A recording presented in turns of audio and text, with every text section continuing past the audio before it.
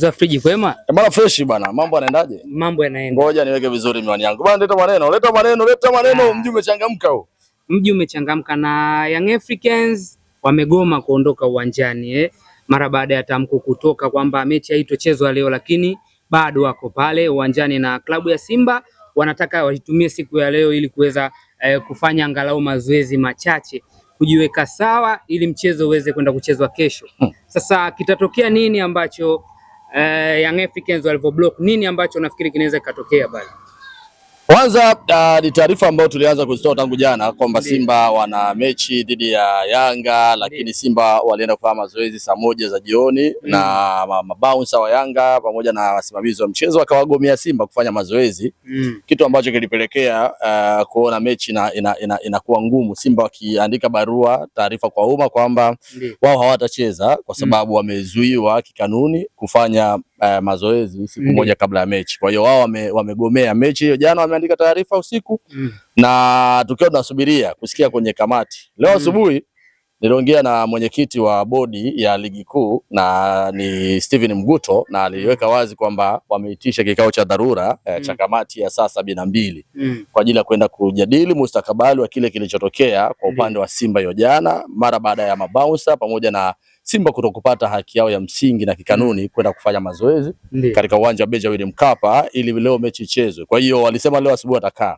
Na wamekaa, bodi imekaa mara baada ya kuzungumza, mengi wameyaongea na mvutano ulikuwa mkubwa sana kwa sababu viongozi wa bodi ya ligi walikuwa wanatamani zaidi kwamba Simba wacheze leo mechi, kwa maana TFF pamoja na kamati ya saa 72 Simba wakubali kucheza mechi ya leo kutokana na namna ambavyo watu wametoka maeneo mbalimbali, promotion ilikuwa kubwa, viingilio, watu wameshatumia gharama kubwa, alafu mechi yaahirishwe kwa sababu kama ile. Kwa hiyo wakaona ni wazi waweze kukaa chini na kuyamaliza mechi ichezwe ili hizi kelele ziishe. Lakini Simba wao walikuwa na mvutano mkubwa sana kwa sababu tangu jana jioni mara baada ya Simba kutoa taarifa kwa umma, wao Simba niliambiwa kwamba tayari walisharuhusu wachezaji kwanza kwenda kwenye maisha mengine tena. Kwa maana walivunja kambi usiku huo wa jana. Wanaelewa vizuri. Kwa hiyo wao walichokuwa nasubiri tu Simba ni kusikia bodi ya ligi itasemaje. Simba wacheze alafu wao waje waseme kwamba wao hawatacheza. Sababu wao tayari washasimamia msimamo wao kwamba iwe iweje hawatacheza leo.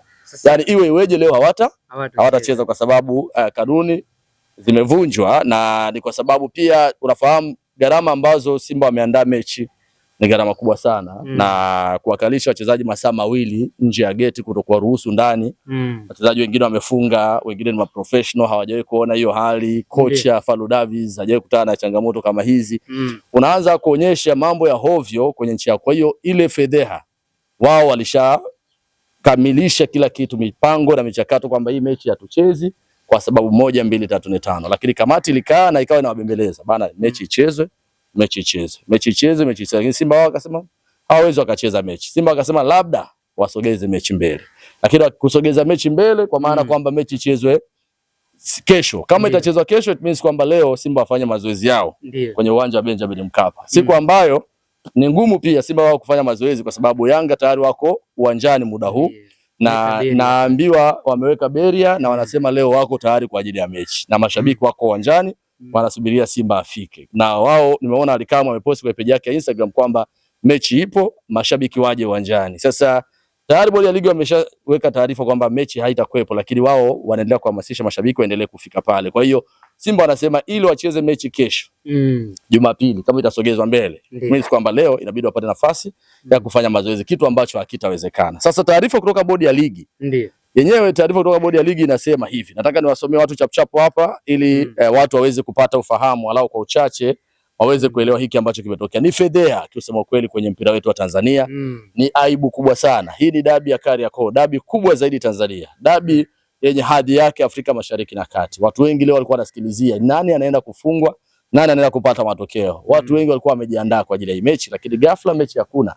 Watu wamesafiri huku na huku, lakini ni fedheha kwa sababu kanuni hazifuatwi, taratibu hazifuatwi na watu wanaingilia vitu ambavyo haviwahusu kama mabouncer. Who is bouncer? Yani bouncer ni nani kwenye nchi hii? Yani mtu tu ameshiba zake huko anasema yeye anaenda kuwa ni bouncer, anaenda kuzuia Simba asiingie uwanjani. Leo amesababisha madhara makubwa. Kwa hiyo hii kulea hii bodi ya ligi na TFF kuendelea kulea watu kwenye vilabu, watu wa hovyo.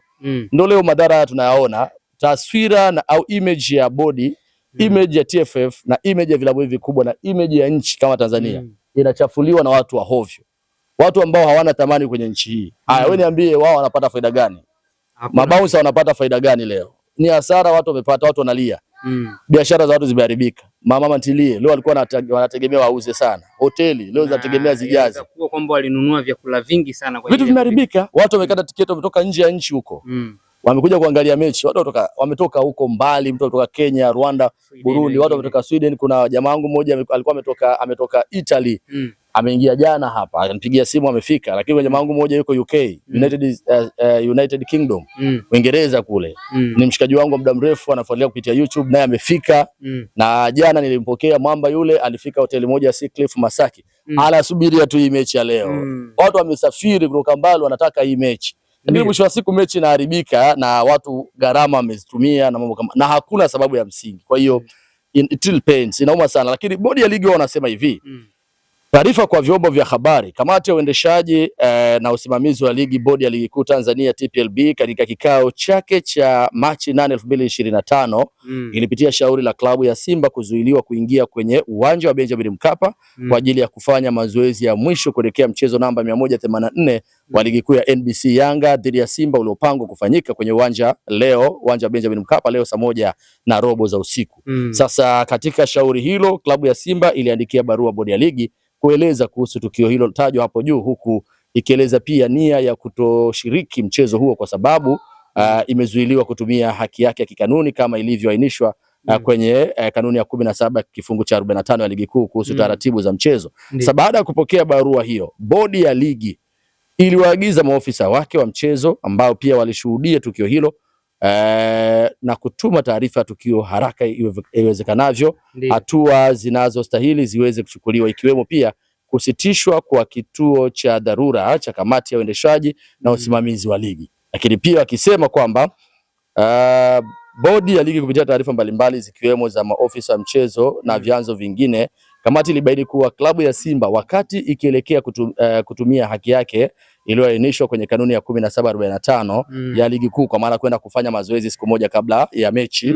Ndio hiyo kanuni. Sasa wakiwa wanaiweka hivi bila kuweka vitu bayana, watu wengi wanaweza wasielewe, lakini kanuni hiyo nasema kwamba lazima timu ngeni ipate muda wa kufanya mazoezi siku moja kabla ya nini? Kabla ya mechi. Sasa anasema haikubaliani na ofisa, anasema Simba wao hawakuwasiliana na ofisa yoyote wa mchezo, timu mwenyeji wala mamlaka ya uwanja kuhusu nia yao ya kufanya mazoezi katika uwanja huo ili maandalizi ya kanuni yafanyike. Sasa katika taarifa hiyo kamati ikabaini kwamba walinzi ambao baadhi walifahamika kwa sura ni wa klabu ya Yanga walishiriki katika tukio la kuzuia basi la klabu ya Simba kuingia uwanjani kinyume na matakwa ya kanuni 1745 ya ligi kuu kuhusu taratibu za mchezo. Sasa kwa sababu pia bodi inapokea taarifa ya ofisa wa usalama wa mchezo ambayo imeainisha matukio kadhaa yaliyoambatana na tukio hilo la klabu ya Simba kushindwa kuweza kufanya mazoezi na kwamba baadhi ya matukio ambayo yanahitaji uchunguzi ambayo pia hauwezi kukamilika kwa wakati, bodi ya ligi kupitia kamati yake ya uendeshaji na usimamizi wa ligi kuu imeamua kuahirisha mchezo tajwa hapo juu kwa mujibu wa kanuni ya 34 kifungu cha kwanza na 3 ya ligi kuu kuhusu kuahirisha mchezo ili kutoa nafasi kupata taarifa zaidi zitakazosaidia kufanya maamuzi ya haki. Bodi itatoa taarifa kamili kuhusiana na tukio hilo na kutangaza tarehe ya mchezo huo mapema iwezekanavyo, ikitolewa na idara ya mawasiliano na habari ya bodi ya ligi kuu Tanzania leo Machi 8, 2025. Sasa taarifa ndio hii hapa. Na umeisikia bodi ya ligi imesitisha, kwa maana mechi ambayo ilikuwa ifanyike leo haitafanyika, na wamesema watatangaza tarehe nyingine. Lakini ukisikiliza ukifuatilia kwa makini barua hii utagundua mapungufu kadhaa. Mapungufu ya kwanza ni bodi ya ligi yenyewe kuandika kwamba Simba walikuwa wako sawa kikanuni. Ndio. walikuwa wako sawa kikanuni na walikuwa wanapaswa kufanya mazoezi, lakini wakizuiliwa kufanya mazoezi na kushindwa kupata haki yao kikatiba. Lakini hapo wanasema kwamba wao wanafanya jitihada kuweza kupata maelekezo kutoka kwa maofisa wao ambao wamewatuma maelezo ya kutosha ili wapange tarehe ya mechi. Sasa kanuni ilikuwa inasema kama endapo timu imesusia mchezo, ndio timu ya ligi kuu kama endapo imesusia mchezo, ndio timu ambayo imefika uwanjani na imekidhi vigezo vya kucheza mchezo itazawadiwa pointi 3 na magoli 3. Kwa maana Young Africans watapata goli 3 na points 3 Young Africans kikanuni. Ndiyo. Lakini kwa namna ambavyo umeona bodi ya ligi walivyozungumza, ina maana hapo hakuna cha pointi 3 wala magoli 3, kwa maana makosa yamefanyika na waliohusika kwenye makosa pia wametajwa hapo, watu wa Young Africans, mabouncer wa Young Africans. Kwa mwisho wa siku hii inaitwa GG, both team to score. Both team to score, kwa maana GG, kwa maana Yanga hawalambi pointi 3 wala magoli 3, na mechi haichezwi na mechi itapangiwa tarehe nyingine. Sawa. Sasa kingine ambacho kinakuja mezani kwamba ni kuhusiana na Stefan Aziz Ki. Sasa unafikiri kwamba Simba mara baada ya kukataa kucheza mechi leo na kocha wa Young Africans alisema kwamba Aziz Ki ana matatizo ya nyonga, hataweza kuhudhuria mchezo, lakini sasa itatokea nini? Maana Simba wanampa hair time Stefan Aziz Ki kuweza kurejea mchezoni. Achana Stefan Aziz Ki, achana wote. Leo wengi walitegemea kuona dabi ya wachezaji wote wakubwa, dabi ya kina Mpanzu, dabi ya kina Kibu. Aziz Ki walisema ananyonga, alipata majeraha, alikuwa ni 50-50, pengine asingeweza kucheza leo, lakini story kubwa ilikuwa ni kwamba Yanga Simba anaendaje kupindua matokeo na kuweza kutengeneza hakuna. Kwa hiyo kwangu naona wala Stefan Aziz Ki hajawahi kuwa tishio kwa Simba, ukiachana kwamba ameshafunga magoli lakini ni mchezaji ambaye hata mechi iliyopita Simba waliojifunga alishindwa kuendelea, alitolewa kutokana na kushindwa kuperform uwanjani. Kwa hiyo Aziz Ki sio kwamba ndo mchezaji tishio namna hiyo. Simba pia imeongeza nyota wengi wazuri ambao wana uwezo wa kupambana uwanjani. Na kwa sasa Simba hawana hofu ya kupambana na timu yoyote, hawana hofu ya kupambana na Yanga.